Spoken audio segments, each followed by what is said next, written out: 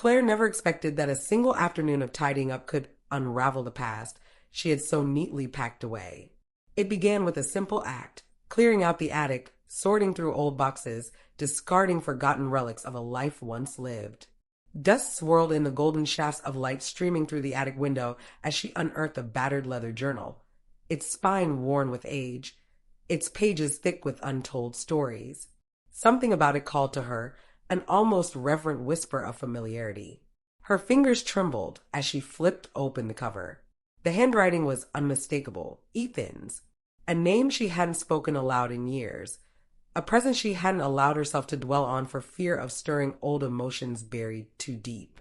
He had been her closest friend, her anchor in moments of uncertainty, the quiet shadow who always stood by her side. And then, one day, he was simply gone, faded from her life without explanation, leaving only an unfillable absence. As her eyes traced the words inked onto the pages, realization dawned upon her like the slow burn of the setting sun. These were not just idle musings or passing thoughts. These were confessions, intimate, unguarded truths woven into the fabric of the years they had spent together. Each entry was a quiet declaration of love, words he had never dared to speak aloud. She smiles, and I wonder if she has any idea how much it undoes me. I think of telling her, but then I remember. She sees me only as her friend. And so, I remain silent, hoping my presence is enough. Claire inhaled sharply, page after page. Ethan had poured out everything he had hidden behind gentle smiles and unspoken words. She saw their past through a different lens now. The way he had lingered in bookstores she loved, the way he had memorized the smallest details about her, the way his gaze would soften when he thought she wasn't looking. He had loved her, and she had never known. The weight of lost time pressed against her chest, a realization that came too late, or perhaps not. The words in this journal had never been meant for her eyes, yet fate had placed them in her hands now. Was it a gift? A second chance? A truth she was finally ready to confront? She read deep into the night, flipping each page with careful reverence. The ink smudged in places where emotion must have overwhelmed him, where he must have hesitated, lingered too long on a thought before pressing forward.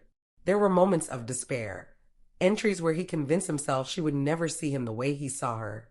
And then there were hopeful ones, small glimmers where he clung to a future where maybe, just maybe, she would look at him differently. With renewed determination, Claire sought him out, tracing the threads of memory that might lead her back to the man who had once stood so steadfastly by her side. She followed the familiar pathways of their shared past, the coffee shop where he had always ordered an extra cup, just in case she arrived, the park bench where they had sat in comfortable silence, watching the world move around them.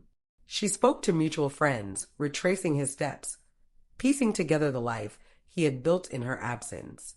Each conversation carried an unspoken question. Had he moved on? Then, as if fate had been waiting for her to take the first step, she found him. The old bookstore, their bookstore, still stood untouched by time, its scent of aged paper and ink wrapping around her like an embrace. And there, between the wooden shelves, stood Ethan. He had changed, of course. Time had drawn its lines upon his face, but his eyes, when they lifted to meet hers, held the same quiet depth she had always known. Surprise flickered across his features, followed by something softer, something hopeful. Claire, he said, her name a breath, a question, an answer all at once. She stepped closer, the journal held against her chest. I found it, she said simply, no need for further explanation. His gaze dropped to the worn leather in her hands, and she saw the moment he realized what she meant. Silence stretched between them, but it was not the kind that carried absence. It was the kind that brimmed with things long unsaid, the kind that held the promise of something more. And this time, Claire would not let words go unspoken. This time, love, though delayed, would find its way into the light. Because some stories were never truly over. Some love, no matter how quietly kept, was always meant to be found. They sat together for hours, their voices hushed yet filled with emotion as they wove through the details of the past. The bookstore seemed to close around them, its walls steeped in the echoes of their history. Claire told him how the journal had made her see everything differently, how the weight of his unspoken love had lingered between them all those years. Ethan listened, his fingers tracing the rim of his coffee cup, his eyes distant yet locked onto hers with an intensity that made her heart ache. They spoke of the moments they had overlooked, of the almost and the what ifs. Ethan admitted that leaving had not been his choice, but a necessity, one he had regretted every day since. Claire confessed the pangs of loneliness she hadn't even realized had been for him. And as the conversation deepened, their words grew softer, the walls between them crumbling brick by brick. Finally, as the last patrons left the bookstore, Ethan exhaled a quiet laugh. I used to imagine this moment, 100 different versions of it. I never thought it would actually happen. Claire smiled, setting the journal down between them. Neither did I.